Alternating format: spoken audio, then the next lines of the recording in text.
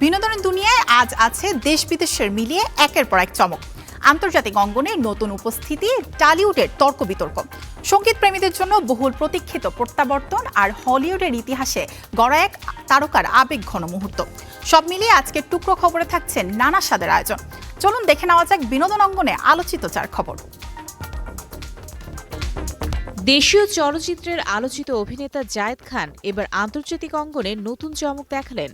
প্রবাসীদের জীবন সংগ্রাম ও বাস্তবতার গল্প নিয়ে নির্মিত short film immigrants diaries episode 2-এ তিনি স্ক্রিন শেয়ার করেছেন নিউ ইয়র্কের আলোচিত মেয়র জোহরান কোয়ামে মামদানির সঙ্গে।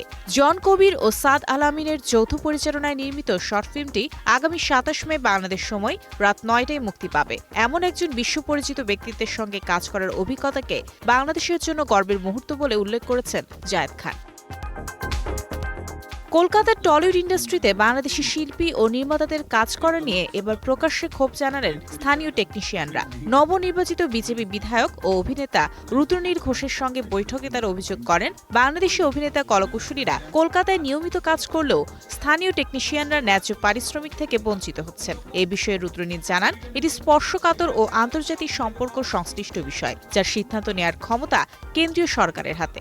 টলিউডের কর্মীদের দাবি তিনি গুরুত্বের সঙ্গে সংশ্লিষ্ট মহলে পৌঁছে দেবেন বলে আশ্বাস দেন।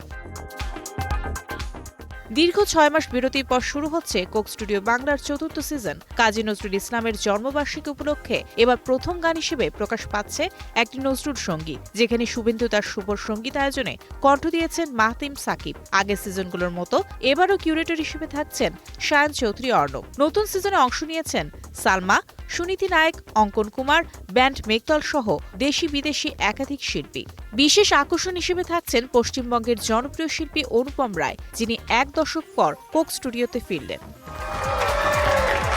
বিশ্বখ্যাত মার্কিন পপ তারকা Miley Cyrus Hollywood walk of ফেমে নিজের নামে তারকা উন্মোচন করে এক অনন্য রেকর্ড করেছেন। ডিজনির জনপ্রিয় হ্যানা মন্টানা চরিত্র দিয়ে ক্যারিয়ার শুরু করা 31 বছর বয়সী এই গ্র্যামিজয়ী গায়িকা হলিউড ওয়াক অফ ফেমের ইতিহাসে সর্বকনিষ্ঠ ব্যক্তি হিসেবে ডিজনি লেজেন্ড স্বীকৃতি সহ এই সম্মাননা অর্জন করলেন। লস অ্যাঞ্জেলেসের হলিউড বুলেভার্ডে আয়োজিত অনুষ্ঠানে আবেগাপ্লুত মাইলি তার ভক্তদের উদ্দেশ্যে বলেন, তিনি আজীবন সঙ্গীতের মাধ্যমে মানুষের হৃদয়ে জায়গা করে নিতে চান।